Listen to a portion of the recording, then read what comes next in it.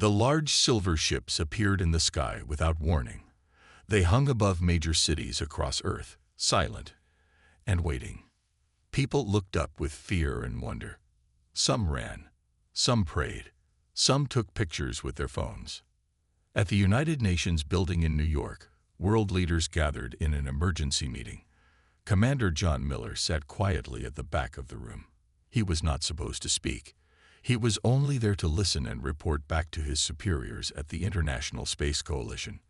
But when the Secretary-General asked who should meet with the aliens, all eyes turned to him. "Commander Miller has the most space experience," someone said, "and he's level-headed." John wished they had picked someone else. He was a pilot and a soldier, not a diplomat. But duty was duty. The first meeting happened on neutral ground, a platform built quickly in international waters. John wore his formal uniform and tried to look confident. His heart beat fast when the alien ship lowered a ramp. The Taraxians looked almost human, except for their blue-tinted skin and large, dark eyes. Their leader called himself Ambassador Krex. He spoke perfect English through a small device on his chest. "We come in peace," Krex said, extending four-fingered hands. "We have watched your world for some time. You are young, but promising. We wish to welcome humans to the galactic community." John shook the alien's hand. It felt cool and smooth. "We are honored," he said, following his careful instructions. "Earth welcomes peaceful contact." In the days that followed, people celebrated worldwide. Religious leaders called it a miracle. Scientists were excited about new knowledge. Even most military leaders seemed relieved that the aliens were friendly. Dr. Lisa Woods was assigned to study Taraxian technology. She was brilliant and curious, with a quick smile and endless questions. The aliens gave her access to their medical equipment and simple energy systems. "This is amazing," she told John during their daily briefing. "Their medical scanners could save millions of lives, and their energy technology is clean and efficient." John nodded, but something bothered him. "Don't you think they're being selective about what they share? Nothing military. Nothing about their ship engines or weapons." Lisa frowned. "Of course they are. We would do the same. Trust takes time." The United Nations voted to accept the Taraxian offer of alliance. There were a few no votes, mostly from smaller countries that worried about losing their independence. But the promise of advanced technology and protection from any other alien threats was too good to pass up. John was named head of the new Human-Taraxian Cooperation Agency. He didn't want the job, but again, duty called. He worked closely with Ambassador Krex, setting up cultural exchanges and technology transfers. One evening, as John worked late in his office, General Harris called. "We've detected odd signals from the Taraxian ships," the general said. "They're scanning our military bases and weapons systems." "Maybe they're just being cautious," John replied. "Wouldn't we do the same?" "There's more," Harris continued. "Our new deep space listening post picked up transmissions between their ships and someone else. We couldn't understand much, but we heard them use a word that sounded like knave when describing us." John felt a chill. "I'll look into it discreetly," he promised. 2 days later, Dr. Woods came to his office, looking pale. "I found something strange," she whispered, closing the door. "Their medical scanners don't just examine bodies. They're collecting detailed data on human biology, especially our nervous systems." "Why would they need that?" John asked. Lisa didn't answer. She didn't need to. That night, John couldn't sleep. He stood at his apartment window, looking up at the Taraxian ships glowing softly in the night sky. Earth had welcomed the aliens with open arms and open hearts. He hoped they weren't making a terrible mistake. But deep down he knew the universe was not the friendly place humans had hoped for. And peace might come with a price they weren't prepared to pay. 6 months had passed since the Taraxians arrived. Most people had gotten used to seeing alien ships in the sky. Taraxian visitors walked freely in major cities. They set up cultural centers where humans could learn about galactic history. Everything seemed peaceful. Kate Summers worked in a small, windowless room at the Space Defense Agency. Her job was to listen to and analyze alien communications. Most of what she heard was boring. Weather reports, supply requests, and personal messages between Taraxian crew members. She was good at patterns, though. Very good. "There's something strange here," she told her boss one morning. "They use a different transmission frequency every third day. It's too regular to be random." Her boss looked tired. Maybe it's just their protocol. But Kate couldn't let it go. That night, she stayed late and brought the strange transmissions to Alan Garcia in computer analysis. Alan had kind eyes and a serious face. He was the best code breaker in the agency. "You're right," he said after a few hours of work. "These aren't normal communications. They're encrypted differently." He typed quickly, running the signals through various decoding programs. "If we combine what we know about their language with standard decryption techniques," a message appeared on his screen. It wasn't complete, but enough to read. Kate felt her blood turn cold. "Human neural systems compatible with control interfaces, population centers mapped, resistance expected to be minimal." Alan looked up at her. "This isn't good." The next morning, they took their findings to Commander Miller. He listened carefully, his face growing darker with each word. "We need more proof," he said finally. "Get me more of these decoded messages." For the next week, Kate and Alan worked day and night. They gathered dozens of secret Taraxian transmissions and decoded them. The messages painted a clear picture. The Taraxians weren't allies. They were preparing Earth for something terrible. Dr. Lisa Woods joined their small group. She brought her own troubling discoveries. "The medical technology they gave us," she explained, "it's designed to collect data on how human bodies and minds work. And their cultural centers. I found hidden scanning equipment in all of them. They're studying us, categorizing us." Commander Miller took their evidence to the UN Security Council. Ambassador Krex was invited to attend. When Miller presented the decoded messages, the alien's expression didn't change. "A most unfortunate translation error," Krex said smoothly. "Our language is complex. These messages discuss cultural integration, not control.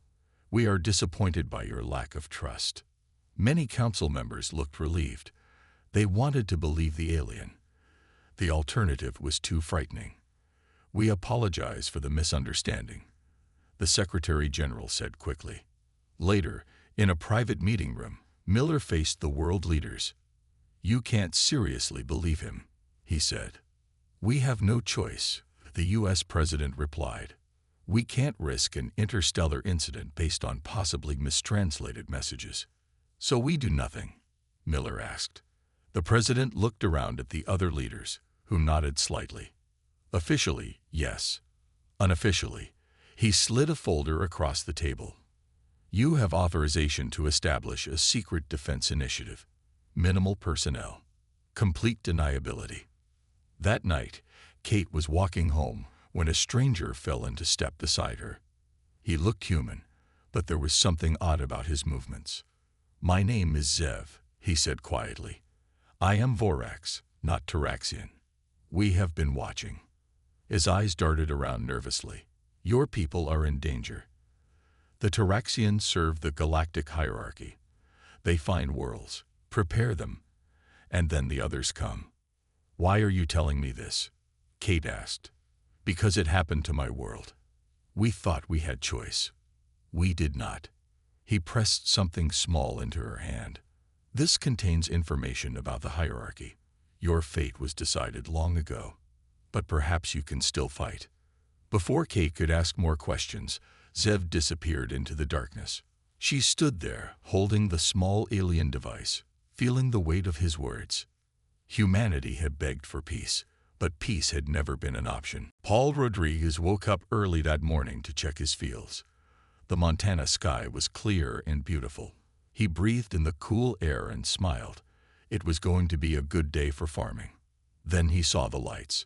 7 strange objects were coming down from the sky about a mile from his house.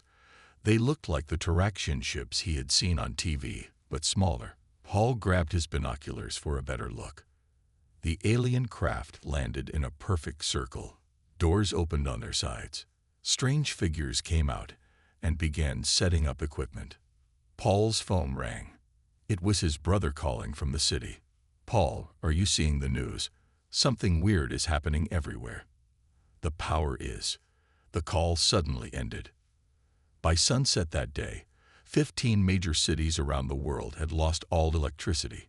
Hospitals, airports, and military bases went dark as powerful electromagnetic pulses disabled everything electronic. Panic spread quickly. Commander Miller, who had warned about the Taraxians, was now in charge of Earth's emergency response. He wasn't surprised when the peaceful cultural exchange centers the aliens had built in every major city turned out to be military bases. The Taraxians had planned this from the beginning. "We need to evacuate as many people as possible from the cities," Miller told his team at the Underground Command Center in Colorado, "and get our remaining ships ready for defense." Admiral Susan Clark was an experienced naval officer who now commanded Earth's hastily assembled space fleet. She was tall and stern, with short gray hair and steady hands. She didn't show her fear as she gave orders. "We have 37 ships ready," she told Miller. "Not many against their hundreds, but our pilots are good." The first space battle happened near Earth's moon. The human ships were smaller and less advanced than the Taraxian vessels, but the human pilots fought with unexpected bravery. They used the moon's surface and the debris in orbit to hide and launch surprise attacks. "They're not fighting according to any standard tactics," a Taraxian commander reported to his superiors. "They're being creative, unpredictable." Dr. Lisa Woods hadn't stopped working since the attacks began. She studied the alien technology day and night, looking for any weakness. On the third day of fighting, she found something important. "Their shields have a pattern," she explained to Admiral Clark. "They cycle every 42 seconds. There's a half-second gap between cycles where they're vulnerable." "Half a second isn't much time to hit a target," Clark said. "No," Lisa agreed, "but it's not impossible." The Admiral gave the information to her best pilots. "Hit them during the gap. It's our only chance." The next battle took place near Luna Base, humanity's small outpost on the moon. The human ships timed their attacks perfectly. For the first time, they destroyed several Taraxian vessels. It wasn't a major victory, but it showed that the aliens could be hurt. People on Earth celebrated this small success. It gave them hope during a dark time. But the joy didn't last long. Kate Summers, still working in communications, intercepted and decoded a new set of Taraxian messages. "It's worse than we thought," she told Miller, her face pale. "The Taraxians are just the first wave. They're reporting our resistance to the main hierarchy fleet. 7 other alien races are mobilizing against us." Miller looked at the data she had collected. The enemy forces were massive. Earth had barely survived the first attacks. How could they possibly stand against 7 more alien species? That night, as fires burned in cities around the world, Miller made a difficult decision. He authorized the use of nuclear weapons against the largest Taraxian ground bases. It was a desperate move that would cause terrible damage to Earth itself, but they had run out of options. "We tried to be peaceful," he said quietly as he gave the order. "We welcomed them, and this is what they gave us in return." The missiles launched. The war for Earth's survival had truly begun, and it would only get worse from here. 1 year after the first attacks, Earth was a different place. Many great cities were now just ruins. The world's population had dropped by millions. Those who survived lived in underground bases or remote areas that the aliens had not found important enough to attack. The remaining nations stopped fighting each other and formed the Emergency Earth Coalition. General John Miller, once just a commander, now led Earth's military forces. His hair had turned gray, and deep lines marked his face. He rarely slept more than 4 hours each night. "We can't win alone," he told the Coalition Council. "We need allies." Finding allies wasn't easy, Most alien species were either part of the hierarchy that attacked Earth or too afraid to help.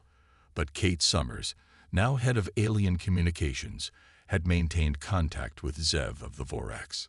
Through him, they found two other species who had suffered under the hierarchy, the Keldari and the Neph.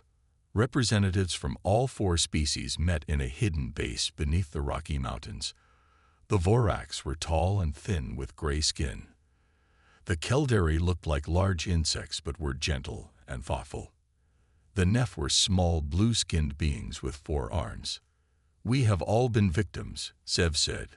"Separately, we will all die. Together, we have a small chance." The alliance was not easy. The different species had different ways of thinking and fighting. They argued often, but fear and necessity kept them working together. Ben Lewis was a young engineer who had survived the destruction of Chicago. He worked with alien scientists to combine human and alien technology. His team created new ships that could match Taraxian capabilities. Humans are good at taking different ideas and making something new, Ben explained as he showed General Miller the first prototype. "We use Vorax stealth systems, Keldari power sources, and Neph navigation, plus some human innovations."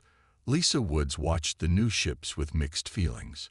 "We're becoming more like them," she said quietly to Miller, "using their technology, their weapons."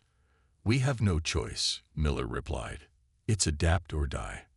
The coalition established a headquarters in the ruins of Geneva. Representatives from all 4 species worked there, planning their resistance.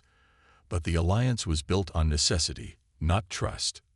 Everyone knew it. One night, alarms rang throughout the base. Security forces found Taraxian infiltration devices in the main computer system.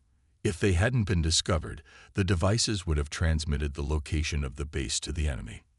It was Maria Young, a civilian who cleaned the computer rooms, who had noticed strange marks on the floor near the main server. She had reported it immediately. "I lost my family in the first attacks," she told Miller after she was thanked for her discovery. "I pay attention to details now." We all do. The attempted infiltration made everyone nervous. Were there traitors among them? Miller ordered increased security and separate communication systems for each species. 2 days later, Zev brought important news from his intelligence sources. "We now understand why Earth was attacked," he said. "Your solar system sits at the meeting point of 3 hyperspace lanes, like roads that ships can travel on to move quickly between stars. Whoever controls Earth controls movement through this part of the galaxy." Miller looked at the star maps Zev showed him. "So we're not just fighting for our survival. We're fighting for a strategic position." "Yes," Zev replied. "And that is why the hierarchy will never stop coming. But it is also why we might get help from others who oppose the hierarchy." That night, Miller stood alone on an observation platform, looking at the stars. Earth was fighting not just for its people but for its place in the galaxy. The thought was both terrifying and strangely hopeful. If they could hold this position, they would have value to others. He watched as the first squadron of new hybrid fighters took off for a test flight. Human pilots flew ships built with alien technology. It was a small step, but an important one. The universe had forced humanity's hand. Now humanity would show the universe what those hands could do. 2 years had passed since the first alien ships appeared in Earth's skies. The planet was now a battlefield. 1/3 of the human population was gone. Those who remained lived in fear, but also with growing anger and determination. Many people now lived in colonies on Mars and Europa, one of Jupiter's moons. These places were safer than Earth, but life there was hard. Food was limited. Air and water had to be carefully recycled. Children who had once played in green parks now knew only metal walls and artificial light. General Miller received a message from the Galactic hierarchy. Their leader, Grand Overseer Xorek, appeared on the screen. His face looked almost human, but his eyes were cold and yellow. "Your resistance is impressive but pointless," Xorek said. "We offer you terms. Surrender now and become a protectorate species. You will have limited self-rule."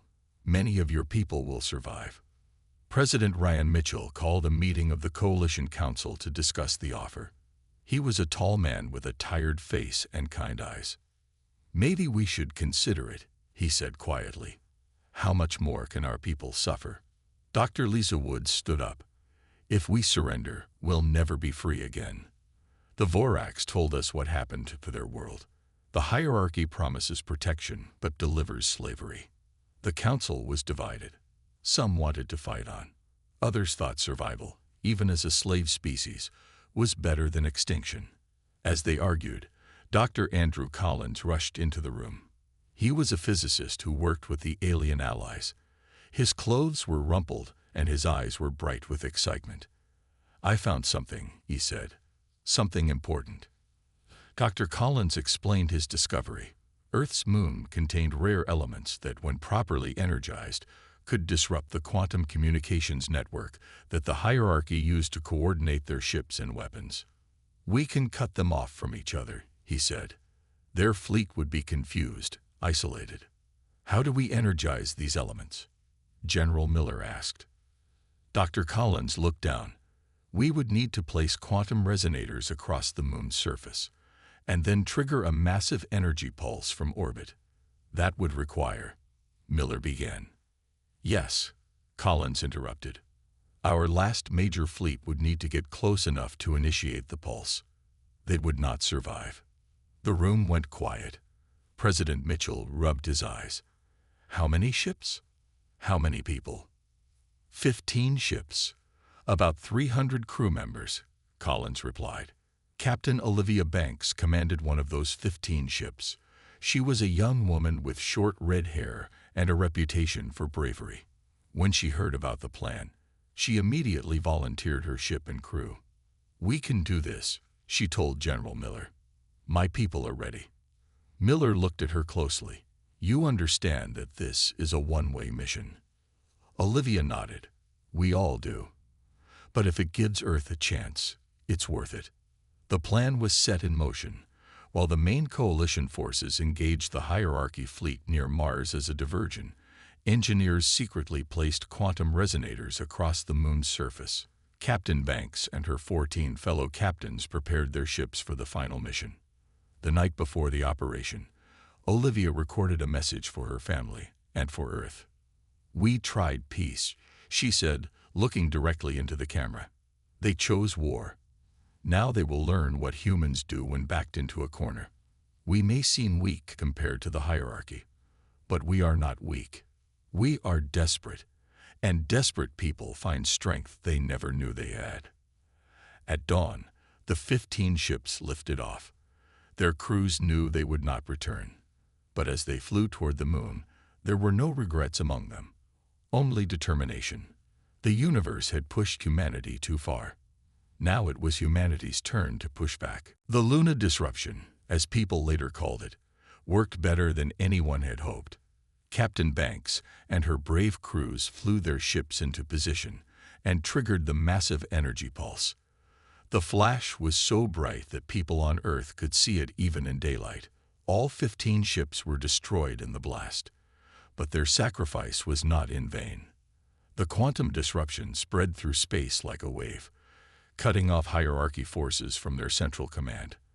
For the first time since the war began, the aliens were confused and disorganized. 3 entire sectors of space, including Earth's solar system, were now isolated from the main hierarchy network. The alien ships could still fight, but they couldn't call for help or coordinate their attacks. Colonel Frank Murphy saw an opportunity. He was a tough soldier with a creative mind. He gathered a small fleet of fast, maneuverable ships and called them the Ghost Fleet. His plan was simple but dangerous. Use hit-and-run tactics to wear down the much larger alien forces. We can't beat them in a straight fight, Murphy told his pilots, but we can make them chase us through asteroid belts and debris fields where their big ships can't maneuver well. The Ghost Fleet became experts at setting traps. They would attack quickly, then retreat into dangerous areas of space where the hierarchy ships would crash or get damaged trying to follow them. The Keldari allies were amazed when they saw human pilots manually override safety systems to perform maneuvers that their own pilots considered impossible. "How can you take such risks?" a Keldari commander asked after watching a human pilot fly between two asteroids with barely inches to spare. "Because we have to," the pilot answered simply. As the Ghost Fleet tactics started to work, the hierarchy became frustrated. They couldn't catch the human ships, and they were losing more vessels every day. In anger, they executed 50 human prisoners who had been captured in earlier battles. They broadcast the executions across all channels, expecting to break human resolve. They were wrong. Instead of giving up, humanity's response was cold and determined. General Miller authorized Project Prometheus, a classified weapons program that combined forbidden technologies from all 4 allied species. The project had been in development for months, but Miller had hesitated to use it because it crossed ethical lines that humanity had always respected. Now those lines no longer mattered. Dr. Lisa Woods was part of the Prometheus team. She worked day and night, but her face grew more troubled with each passing day. When the first Prometheus device was ready for deployment, she went to see General Miller. "This weapon, it doesn't just destroy ships," she said. "It tears apart the fabric of space itself. It will cause suffering beyond anything we've seen. We're becoming what we're fighting against." Miller looked at her for a long moment. His eyes were tired but firm. "History won't remember our hesitation," he said quietly. "Only whether humanity survived." The first Prometheus device was deployed against a hierarchy base on the moon Titan. The weapon created a space-time rupture that swallowed the entire base and part of Titan's surface. Nothing survived, not even atoms. When the hierarchy forces saw what happened, they pulled back from Saturn's moons. For the first time, they showed fear. Human forces pressed their advantage. The Ghost Fleet grew larger. More Prometheus devices were built. The alien allies provided their own unique weapons and tactics. The tide of war began to turn. One night, in a rare quiet moment, Dr. Woods found General Miller standing alone, looking at old photos of Earth as it once was, green, peaceful, and beautiful. "Do you think we can ever go back?" she asked. "Not to the place, but to who we were." Miller didn't answer right away. "The universe didn't give us a choice about this war," he said finally. "But maybe we still have a choice about who we become when it's over." The words hung in the air between them as alarms sounded again. The brief moment of peace was over. The war continued. 10 years had passed since the silver ships first appeared in Earth's skies. 10 years of suffering, fighting, and loss, but also 10 years of courage, innovation, and unexpected friendship with alien allies. Now something no one had thought possible was happening. The hierarchy had asked for peace talks. The neutral space station Concordia was built specially for this historic meeting. Representatives from 27 different alien species gathered there, watching carefully. Some had been part of the hierarchy. Others had stayed neutral during the long war. All were curious to see the outcome. General John Miller led the human delegation. His hair was white now, and his face looked much older than his actual age. The years of war had worn him down, but his eyes were still sharp and determined. Grand Overseer Sorek represented the hierarchy. He avoided looking directly at Miller as they sat across from each other at the large round table. "We are prepared to recognize Earth and its allies as an independent power," Sorek said. His voice was cold and formal. "Hostilities will cease. Borders will be established." The terms of the peace agreement were discussed for 3 days. There would be a demilitarized zone between hierarchy space and what was now being called Alliance territory. The hierarchy would pay reparations to help rebuild damaged worlds. And most importantly, humans and their allies would be treated as equals, not subjects. On the final day, when the Galactic Accord was ready to be signed, General Miller stood to address all present. 10 years ago, we were a single planet of people who had never met anyone from beyond our world, he said. We came to the stars seeking friendship. We were met with conquest. He paused, looking at each alien face around the table. Remember, the humans begged for peace, but the universe forced our hand. He signed the document, officially ending the war. Back on Earth, people celebrated. The threat of extinction was gone. Rebuilding could begin. Children who had never known peace could now play without fear of attack. The alliance between humans, Vorax, Keldari, and Neph was formalized into what they called the Freedom Compact. Together, they began to explore space and establish new colonies. Their combined technology advanced quickly, making them known across the galaxy for their innovations. The old hierarchy, now reorganized as the Galactic Council, watched the humans and their allies warily. They had learned a hard lesson about underestimating the determination of supposedly lesser species. Dr. Lisa Woods led a new research institute focused on peaceful applications of the technologies developed during the war. She worked to find ways to heal the damage done to planets and people. "We need to remember who we were before," she often said, "and who we want to become now." 5 years after the peace treaty, Earth held a memorial ceremony for all those lost in the war. At the center of the memorial garden stood a statue of Captain Olivia Banks and her crew. Their sacrifice had marked the turning point of the war. As human ships ventured further into space, they carried a new approach to diplomacy. Admiral Ben Lewis, now in charge of the exploration fleet, explained it to his captains. "We extend one hand in friendship," he said, "but keep the other on our weapon.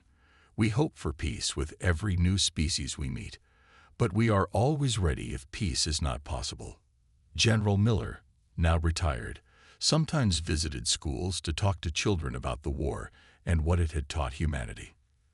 "The universe is not always kind," he told them, "but it made us stronger than we ever knew we could be.